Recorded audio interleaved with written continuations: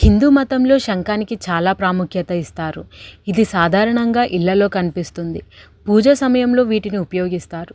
శంఖాల్లో చాలా రకాలున్నాయి. అయితే వాటిలో పాంచజన్య శంఖానికి ప్రత్యేక స్థానం ఉందని పండితులు చెబుతున్నారు.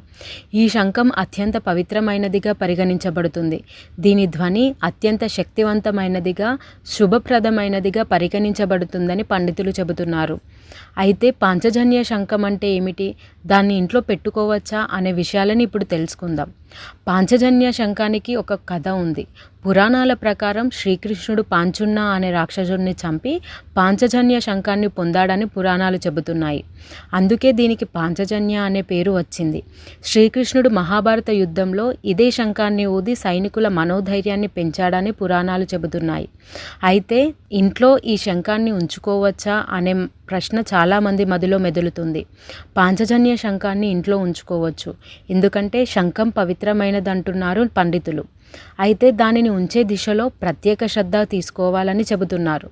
వాస్తు ప్రకారం శంఖాన్ని ఎల్లప్పుడూ ఇంటికి తూర్పు లేదా ఉత్తర దిశలో ఉంచాలని చెబుతున్నారు. ఇంట్లో పాంచజన్య శంఖాన్ని ఉంచినట్లయితే భక్తితో, ఆచారాలతో పూజించిన తర్వాత మాత్రమే దానిని ఉంచాలంటున్నారు పండితులు. పాంచజన్య శంఖం ప్రాముఖ్యత ఏంటంటే, పాంచజన్య శంఖాన్ని ఇంట్లో ఉంచడం వల్ల వాస్తు దోషాల నుంచి ఉపశమనం లభిస్తుందని నమ్ముతారు. ఇది అత్యంత పవిత్రమైన శంఖంగా చెబుతున్నారు పండితులు.